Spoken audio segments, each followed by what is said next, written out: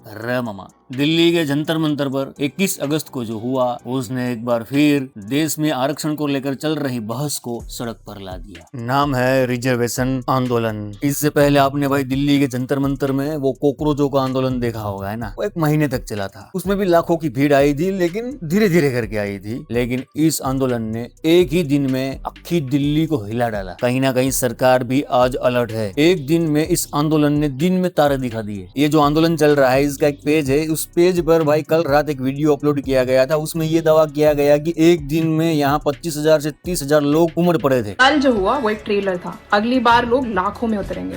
कम से कम 20 से 30,000 लोग कल जंतर मंतर पे थे। हालांकि ऐसे किसी दावे का हम समर्थन नहीं करते, लेकिन मामा इतना जरूर है कि जंतर मंतर पर कल बहुत बड़ी संख्या में लोग पहुंचे थे और पुलिस और प्रदर्शनकारियों के बीच बहुत बड़ा तनाव भी हुआ। पुलिस ने 50 से ज्यादा इस आंदोलन के नेताओं को हिरासत में लिया, जेल में ठूस दिया और इस पूरे मामले पर 22 अगस्त को एक नया मोड़ भी आया। तो वीरे, इस वीडियो में हमें सबसे पहले ये जानना है कि आखिर ये आंदोलन शुरू क्यों हुआ, इस आंदोलन की मांग क्या है, दिल्ली पुलिस ने इस प्रदर्शन को रोकने की कोशिश क्यों की, और सबसे बड़ी बात, क्या सरकार अब इस आंदोलन से बातचीत करने जा रही है। आज की इस वीडियो में पूरी कहानी सिलसिलेवार तरीके से आपको बताते हैं। हम छो मजा मारे मामा। तो सबसे पहले बात करते हैं 21 अगस्त की। तो दरअसल हुआ यूं कि एक इंस्टाग्राम बेस्ड अकाउंट बनाया गया था जिसका नाम था रिजर्वेशन हटाओ आंदोलन। तो सबसे पहले इस पेज से इस मूवमेंट की शुरुआत होती है। इसके बाद तो भाई बहुत सारे संगठन और इंडिविजुअल लोग भी इससे जुड़े, लेकिन इसमें सबसे बड़ा नाम जो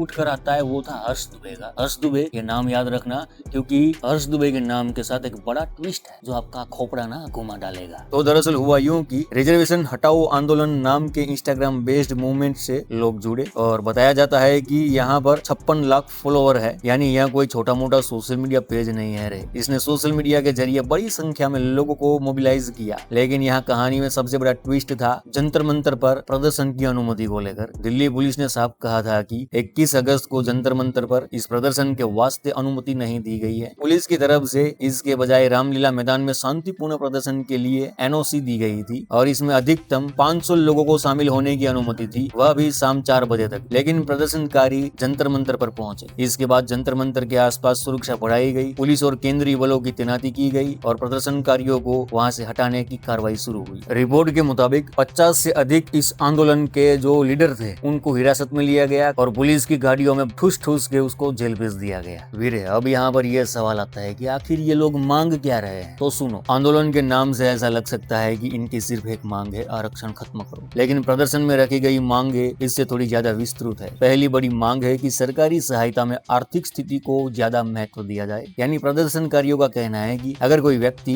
गरीब है तो उसे शिक्षा, कोचिंग, स्कॉलरशिप, फीस और दूसरी सरकारी सहायता उसकी आर्थिक स्थिति देखकर मिलनी चाहिए, सिर्फ जाति के आधार पर नहीं। दूसरी मांग है कोटा विद इन कोटा। आंदोलन से जुड़े लोगों का सवाल है कि जिन वर्गों को रिजर्वेशन का लाभ मिल रहा है, क्या उसका फायदा वास्तव में उन लोगों तक पहुंच रहा है जो सबसे ज्यादा पिछड़े हैं। इसी को लेकर रिजर्वेशन कैटेगरी के अंदर भी ज्यादा टारगेटेड रिजर्वेशन या सब कोटा की मांग उठाई गई है। अब सुनो लाला, तीसरी और सबसे इम्पोर्टेंट मांग है व्हाइट पेपर। अब ये व्हाइट पेपर क्या है तो सुनो, इस प्रदर्शन में यूट्यूबर और जर्नलिस्ट अजित भारती ने सरकार से मांग की कि पिछले करीब 80 साल की रिजर्वेशन पॉलिसी पर एक व्हाइट पेपर जारी होना चाहिए। यानी सरकार आंकड़ों के साथ बताए कि इतने वर्षों में रिजर्वेशन से किस वर्ग को कितना फायदा हुआ, इसका वास्तविक असर क्या रहा और क्या इसका लाभ सबसे पिछड़े लोगों तक पहुंचाया है या नहीं। इस बहस में बिहार की मुसहर जैसी बेहद पिछड़ी आबादी का उदाहरण भी दिया गया। इनकी चौथी मांग है हायर एजुकेशन में minimum qualifying marks. Ajit Bharti ने प्रदर्शन के दौरान कहा कि IIT, IIM और दूसरे बड़े एजुकेशनल इंस्टीट्यूट में एडमिशन के लिए मिनिमम क्वालिफाइंग स्टैंडर्ड होना चाहिए और मेरिट को पूरी तरह नजरअंदाज नहीं किया जाना चाहिए। पांचवी मांग है EWS, इकोनॉमिकली वीकर सेक्शन, ऐसे लोगों को ज्यादा लाभ देना। यानी आंदोलनकारियों का तर्क है कि अगर सरकार आर्थिक रूप से कमजोर लोगों की मदद करना चाहती है तो एजुकेशन, कोचिंग, हॉस्टल फीस और दूसरे खर्चों में भी आर्थिक रूप से कमजोर लोगों को वास्तविक सहायता मिलनी चाहिए। यानी आंदोलन के भीतर एक बड़ा विचार यह है कि सरकारी मदद का आधार सिर्फ जाति नहीं बल्कि गरीबी और वास्तविक जरूरत भी होनी चाहिए। लेकिन मामा, इस पूरे आंदोलन को समझने के वास्ते एक और बड़ा मुद्दा समझना बहुत जरूरी है। यूजीसी ने हायर एजुकेशनल इंस्टीट्यूट में कास्ट बेस्ड डिस्क्रिमिनेशन से निपटने के वास्ते 2026 में एक रेगुलेशन बनाए थे। इस रेगुलेशन को लेकर सुप्रीम कोर्ट में चुनौती दी गई और इस पर कानूनी विवाद शुरू हुआ। अब आते आते हैं सबसे बड़ी और सबसे ताजा खबर पर। 22 अगस्त यानी कल जो हुआ,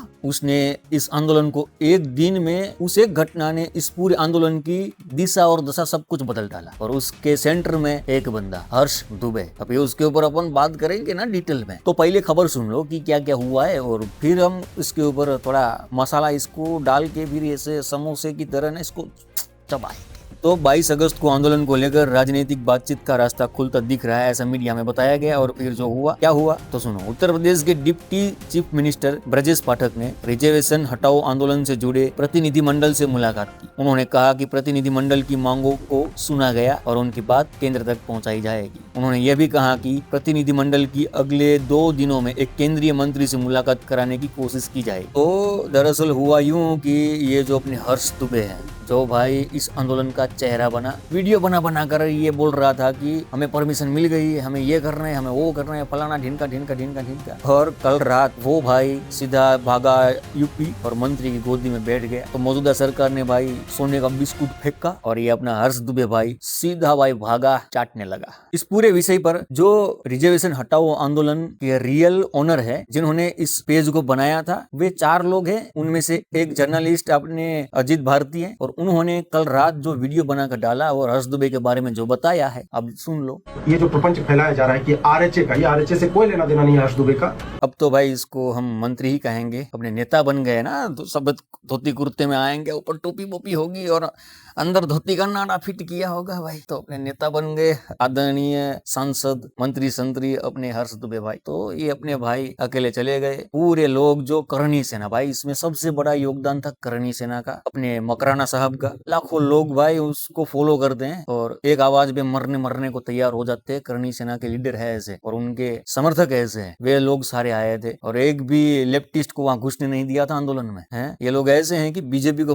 वोट देते थे, हिंदुत्व को साथ लेकर चलते हैं। अब बीजेपी कहीं ना कहीं गलत कर रही है तो उसका भी विरोध करेंगे। ये करणी सेना है, सच का साथ देने वाली सेना है। तो ये करणी सेना के लोग आए थे, सारे हिंदू संगठन वाले आए थे और सैकड़ों लोग भाई 500 हजार की टिकट लेकर लोग वहां पहुंचे थे भूखे प्यासे। इनको ना कोई बाहर से कोई फंडिंग तो आ नहीं रही थी, ना खाने पीने कुछ आ रहा था, ऐसे ही आ रहे थे, ठीक है।